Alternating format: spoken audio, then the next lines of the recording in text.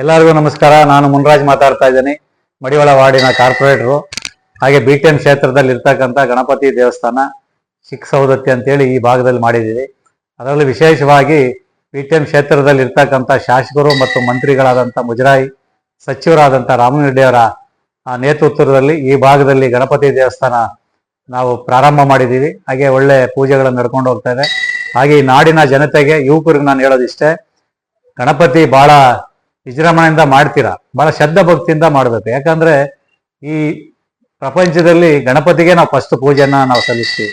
ಯಾಕಂದ್ರೆ ಬಹಳ ಪವರ್ಫುಲ್ ಆಗಿ ಬಹಳ ಶ್ರದ್ಧಾ ಭಕ್ತಿಯಿಂದ ಮಾಡಬೇಕಾಗುತ್ತೆ.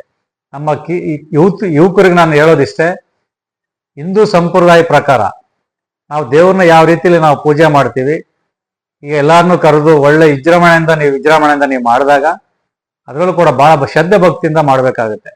ಯಾಕಂದ್ರೆ ಕೆಲವು ಕಡೆ ನಾನು ನೋಡಿದ್ದೀನಿ, ಗಣಪತಿ ತರುವಾಗ ಇರೋವಂಥ ಇಂಟ್ರೆಸ್ಟು ಗಣಪತಿ ತಗೊಂಡೋಗಿ ನೀರಲ್ಲಿ ಬಿಡುವಾಗ ಬಹಳ ಅದನ್ನ ಶಿಸ್ತಿನಿಂದ ನೀವು ಅದನ್ನ ಮಾಡೋದಿಲ್ಲ. ಯಾಕಂದ್ರೆ ತಮಟೆ ಇಟ್ಕೊಳೋದು, ಸುಮ್ಮನೆ ಎಲ್ಲ ಡ್ರಿಂಕ್ಸ್ ಮಾಡಿ ಡ್ಯಾನ್ಸ್ ಮಾಡೋದು, ಇದನ್ನೆಲ್ಲ ನೀವು ಮಾಡಬಾರ್ದು. ಯಾಕಂದ್ರೆ ಅದು ಬೇರೆಯವ್ರಿಗೆ ನಮ್ಮ ಹಿಂದೂ ಸಂಪ್ರದಾಯ ಪ್ರಕಾರ ನಾವೇ ಅದನ್ನ ಕೆಟ್ಟ ಮೆಸೇಜ್ ಕೊಟ್ಟಂಗಾಗುತ್ತೆ. ನೋಡಿ, ಗಣಪತಿ ಇಟ್ಬಿಟ್ಟು ಬೇರೆಯವರೆಲ್ಲ ಮಾತಾಡ್ಕೊಳ್ತಾರೆ, ಅದನ್ನ ನಾನು ಹೇಳೋದಿಲ್ಲ.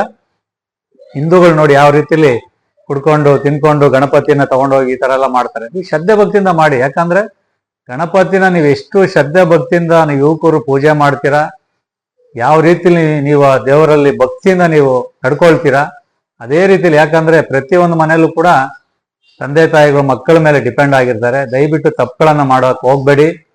ತಂದೆ ತಾಯಿಗಳು ಅವರಿಗೆ ಗೌರವ ತರಂತ ಕೆಲಸನ ಮಾಡ್ಬೇಕಂತೇಳಿ ನಾನು ಈ ನಾಡಿನ ಜನತೆಗೆ, ಅದರಲ್ಲೂ ವಿಶೇಷವಾಗಿ ನಮ್ಮ BTM ಕ್ಷೇತ್ರದಲ್ಲಿ ಇರ್ತಕ್ಕಂಥ ಯುವಕ ಮಿತ್ರರಿಗೆ ನಾನು ಕಿವಿ ಮಾತು ಹೇಳೋದಷ್ಟೇ, ಬಹಳ ಶ್ರದ್ಧಾ ಭಕ್ತಿಯಿಂದ ಮಾಡಿ. ನೀವು ಮುಂದಕ್ಕೆ ಜೀವನದಲ್ಲಿ ಏನಾದರೂ ಒಂದು ಸಾಧನೆ ಮಾಡೋದಕ್ಕೆ ಅನುಕೂಲ ಆಗುತ್ತೆ.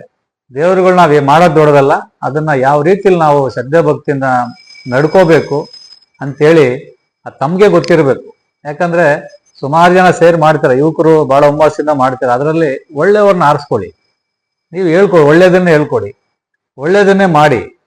ಈಗ ಪ್ರತಿಯೊಂದು ಮನೆಯಲ್ಲೂ ಒಂದೊಂದು ತಂದೆ ತಾಯಿಗಳು ಮಕ್ಕಳನ್ನ ಏನೇನೋ ಆಸೆಗಳು ಕಂಡಿರ್ತಾರೆ, ಕನ್ಸು ಕಂಡಿರ್ತಾರೆ. ಆ ಕನಸನ್ನ ನೀವು ಯಾವತ್ತು ಅದನ್ನ ಆ ಕನಸನ್ನ ನೆರವೇರಿಸೋ ಅಂತ ಕೆಲಸ ನೀವು ಯುವಕರು ಮಾಡ್ಬೇಕಂತ ನಾನು ಈ ಸಂದರ್ಭದಲ್ಲಿ ನಮ್ಮೆಲ್ಲರಿಗೂ, ನಮ್ಮ ಯುವಕ ಮಿತ್ರರಿಗೆ ಮನವಿ ಮಾಡಿ ಕೇಳ್ಕೊಳ್ತೀನಿ.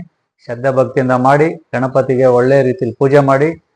ನೀರಲ್ಲಿ ಬಿಡುವಾಗ ಯಾವ ರೀತಿಲಿ ನೀವು ನೀರಲ್ಲಿ ಬಿಡೋ ಬಹಳ ಹುಷಾರಾಗಿ ನೀರಲ್ಲಿ ನಾವು ಆ ಗಣಪತಿಯನ್ನ ನಾವು ವಿಜೃಂಭಣೆ ಮಾಡಿದಾಗ, ಯಾಕಂದ್ರೆ ಸುಮಾರು ಜನ ಈ ಟೈಮ್ಗಳಲ್ಲೇ ಕೂಡ ಮಕ್ಕಳುಗಳು ತೊಂದರೆ ಅನುಭವಿಸ್ತಾರೆ. ಆ ತೊಂದರೆ ಯಾವ ತಂದೆ ತಾಯಿಗೆ ಆಗೋದು ಬೇಡ.